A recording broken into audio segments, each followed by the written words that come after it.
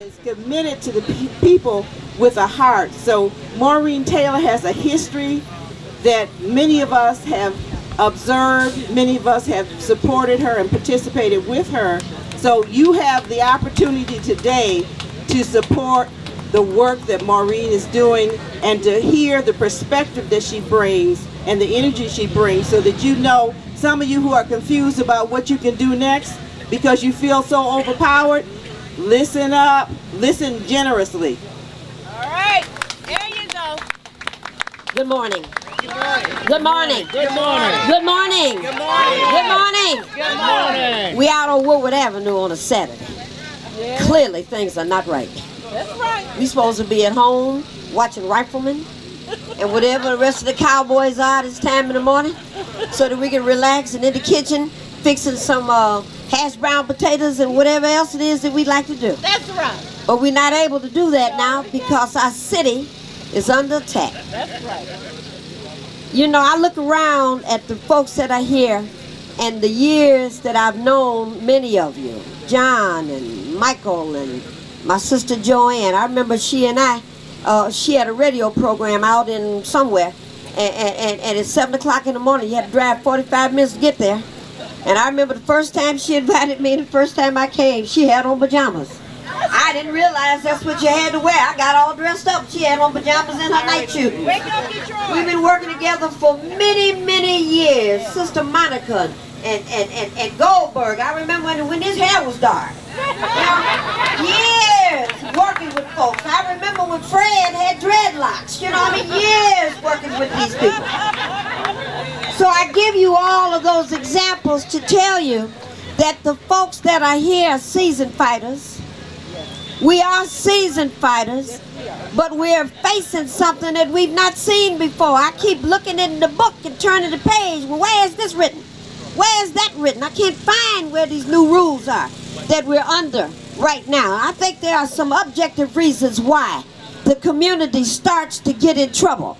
And certainly when Dodge Main goes away, certainly when Lynch Road Assembly goes away, certainly when Chevrolet Gear and Axle goes away, Huber Avenue Foundry, Lynch Road Assembly, Max Stampin', Kelsey Hayes, Cadillac, Fleetwood. Yes.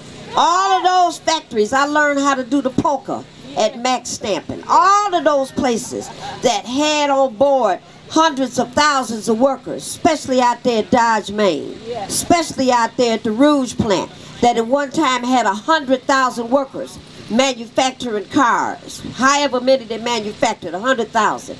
Now they have just under 10,000 making the same number of cars. Clearly, technology has changed. I was one of the original contributors to the first Independence Bank, black bank, when it was downtown. And I remember I would go in the bank and ask my friends, how you doing? And they would tell me about their moms and their fathers and their children. And then there came a time where I would just knock on the window because they sent me something called an ATM card. I'd knock on the window to wave at my friends. And one time I went downtown with my ATM card and the bank was closed. And now I find that you got something called a smartphone that you can wave a check over it and the check goes directly to the bank. My. Woo, Lord, it beat me up, Scotty. Can't be but 5 minutes away. We ought to be able to use some of this technology to help us. That's right. But in the hands of this dirty, no good, low down Republican and their Democratic friends, Yes. need all die, burn in hell. I say it again. It is an outrage, the kinds of things that they're doing to this city. The home of the UAW, the home of women's movement, suffrage movements coming right out of this. That's right. All kinds of firsts coming out of the city of Detroit.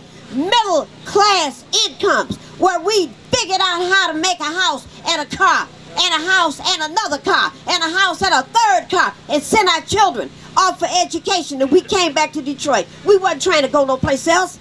I don't recognize this mess. It's a lie. I was born and raised in 1735 McDougal. I don't recognize this bull crap. We didn't have all this mess out here. On Halloween, we egged cars. We didn't burn up houses. What's this about? This is a lie. They're trying to make you think there's something that we did to make our city like this, and that's not what happened. That's right. At the end of the day, we now have to figure out what to do because our people are leaving because they're looking for work. They're going everywhere to try to find jobs. That's right. And we got two words that are in the way. Clearly, democracy is a concept that we don't need anymore. Yeah. That pesky word and that pesky activity, we got to get rid of that democracy because it gets in the way. Yep. If you allow people to vote, they might vote for the right thing. So let's just forget that. Let's just take that vote away and let's just put that emergency manager who knows more than all of you together. What kind of tomfoolery? We don't have no money. We broke. We got 3 nightclubs. We got 3 casinos. How is we broke? I don't understand this. This man gets $1,000 an hour. That means that one day he gets $8,000. A welfare mother and 1 child, a family of 2, in 1 year gets $5,040 in a year. This son of a gun gets $8,000 a day. Who's broke here? I can't understand this. I don't think they're giving him IOUs, are they? They're paying that boy cash. That's right. I don't understand this. What it is that we allow the enemy to define what's going on. And I can see, I was born at night, but not last night. Yeah, that's right. Not last night. And I can see that there's something wrong. We've got an emergency manager that needs to be, I don't even want to take him to 8 Mile Road and send him to someplace else. I prefer to take him south, West Watery. Hey, go on over there, you know, since he right next to Jesus, throw him out there in that river, see if he can walk. You know, if he falls, it ain't us. You know what I mean? It ain't us. You know what I mean? Go on out there, see if you can walk over there to Canada. If it don't work, well, then we'll know. We have to figure out what to do. How do we punish these people? It's not enough for us to give an analysis about what things are and how things are and how we got there. I can give an analysis all day. What do we do about it? That's right. Well, we're not going to be able to go to the First Independence Bank or to any of the rest of the banks and knock on the door and say, give us back our money. We tried that. We sent some preachers over there to ask for our money back, and they said no. Well, what can we do?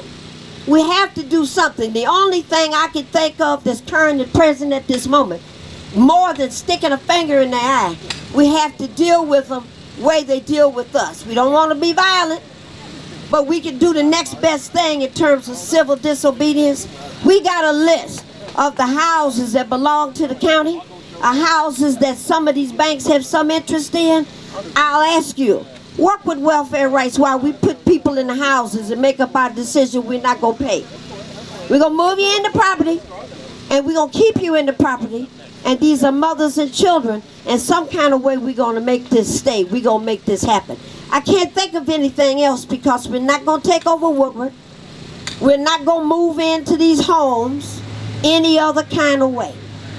We've got a mayor, and I'll end my comments. If I appear tired, I'm not.